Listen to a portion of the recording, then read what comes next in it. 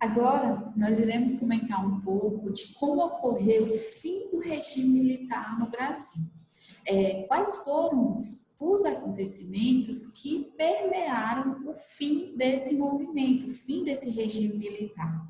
Lembrando lá que no governo Geisel, ele pregava que a abertura política ela fosse de forma lenta, gradual e segura. E com isso ele queria que as pessoas, a sociedade impedisse o avanço das esquerdas. Então, mesmo diante de sua política de abertura política, o governo Geisel ele abusava dos poderes ditatoriais do regime militar. Por quê? Porque nem o avanço do movimento democrático brasileiro nas eleições parlamentares de 1978, ele fechou o Congresso e lançou o Pacote de Abril. Mas o que era esse Pacote de Abril?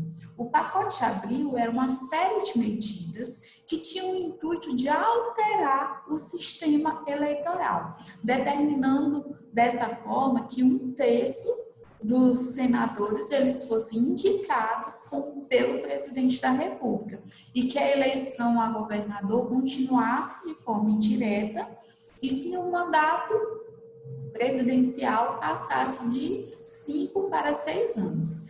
Mesmo diante dessas medidas abusivas do regime ditatorial, o governo Geisel ele manteve a abertura, o processo de abertura política e ele revogou os atos institucionais de 1964, inclusive o ato institucional número 5, que foi o mais repressivo da época.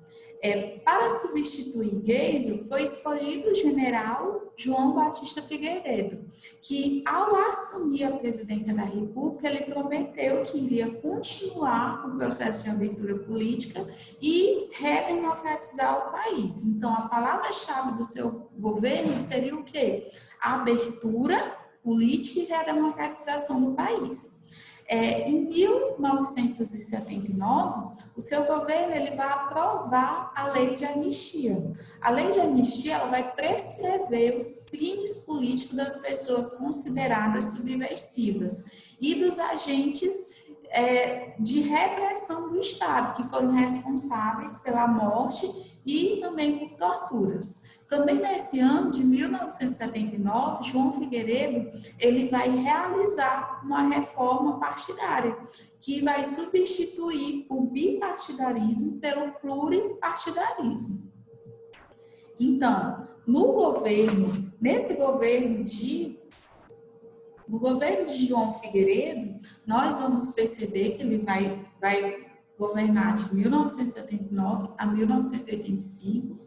Seu governo ele vai enfrentar várias críticas ao autoritarismo, principalmente de sindicatos, dos trabalhadores, dos grupos de empresários, da igreja, associações artísticas e científicas, universidades, a imprensa, todos vão reivindicar a redemocratização do Brasil. Figueiredo, ao assumir, ele vai ter no seu governo um compromisso de realizar a abertura política e reinstalar a democracia no Brasil. Durante o ano de 1979, todo o país passou por greves de trabalhadores, que foi a greve da ABC Paulista, que foi liderado pelo Luiz Inácio Lula da Silva, e ele concedeu a anistia política a todos os políticos, a todas as pessoas que eram consideradas subversivas, políticos e também os agentes de repressão do Estado. Então, a partir daí, aquelas pessoas que foram exiladas, elas puderam retornar ao território brasileiro. Então, o que marcou o seu governo? As greves trabalhistas, principalmente a do ABC Paulista, onde o líder é o Lula, que eles reivindicavam o quê? Que ajuste de salários e liberdade democrática, a lei da anistia, que prescreveu todos os crimes cometidos pelas pessoas que eram consideradas subversivas e pelos agentes do Estado, e também o fim do bipartidarismo. Saía entrava a partir de agora a criação de vários partidos, como o PDS, o MDB, iriam formar a partir de então o PMDB, o PP, o PTB, o PDT e o PT. E também no seu governo, as eleições para governador passaram a ser o quê? Eleições diretas, onde as pessoas iriam votar para governador. Então, sobre a lei da anistia, nós temos que colocar que todos que foram punidos pela ditadura militar, que estavam no exílio, puderam voltar, puderam finalmente regressar ao seu país. E aquelas pessoas que tiveram seus direitos políticos cassados, tiveram a sua cidadania reabilitada. Mas a anistia, ela não foi irrestrita. Os militares punidos pela ditadura, por não terem se engajado no golpe, eles não puderam voltar às Forças Armadas. E engraçado que aqueles que cometeram tortura e assassinaram várias pessoas, eles também tiveram seus crimes prescritos. Então, essa lei, a lei de anistia, ela foi promulgada em 1º de março de 1979, que foi o processo de democratização, que foi a lei da anistia, em agosto, como resultado de um movimento nacional impulsionado por vários segmentos da sociedade. Quais foram os benefícios da lei da anistia? Milhares de pessoas foram beneficiadas com a anistia. Os presos políticos da ditadura militar, muitos brasileiros que estavam no exílio tiveram a possibilidade de retornar e regressar ao Brasil. Por outro lado, a anistia ela não foi ampla. Ela não foi ampla o suficiente para os militares acusados de haverem praticado tortura ou cometido assassinato. Ela foi o quê? Ela foi ampla nesse sentido, porque esses militares que praticaram tortura, eles não foram punidos.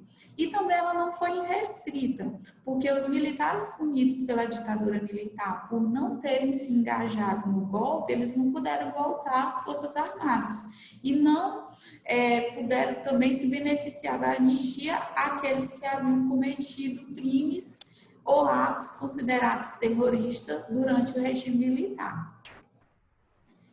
O fim do regime militar, então, ele vai ser marcado pelo retorno dos exilados, que vai ser possível por meio da lei da anistia, que foi um passo importante para o processo de abertura política e o processo de redemocratização do Brasil.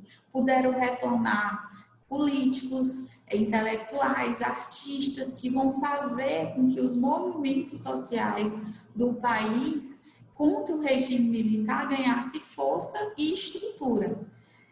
O fim do regime militar também vai coincidir com as greves do ABC Paulista, que ocorreram várias greves de trabalhadores, que foram inicialmente organizadas pelo Sindicato dos Metalúrgicos de São Bernardo do Campo e foi liderada por Luiz Inácio Lula da Silva.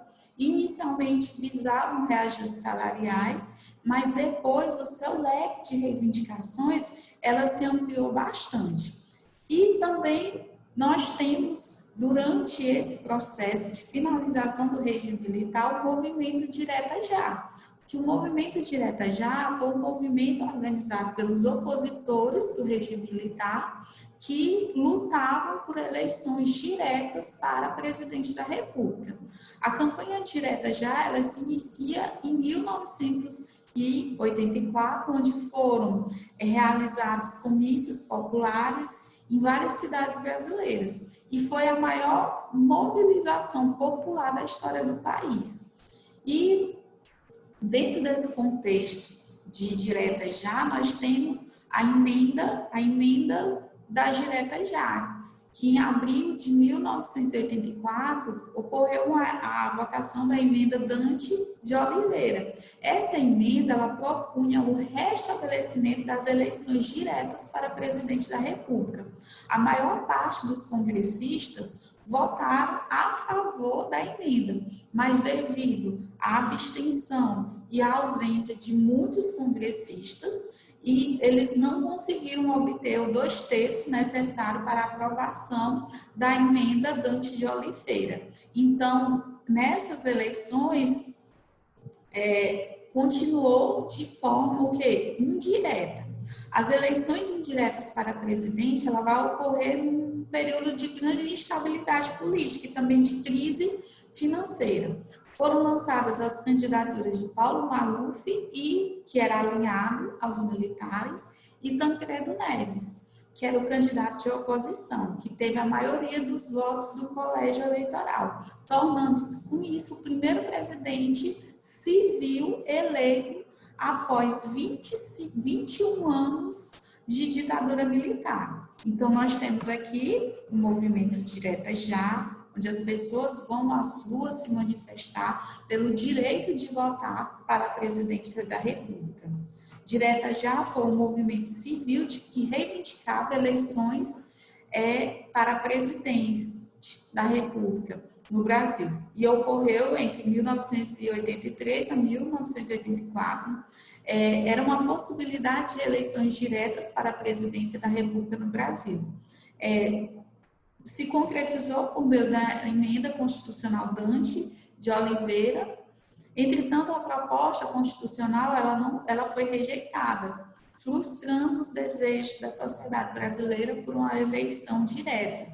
Ainda assim, os adeptos do movimento conquistaram uma vitória parcial. Em janeiro do ano seguinte, Tancredo Neves ele foi eleito presidente por meio do colégio eleitoral. Então, quais foram as características do movimento Direta Já?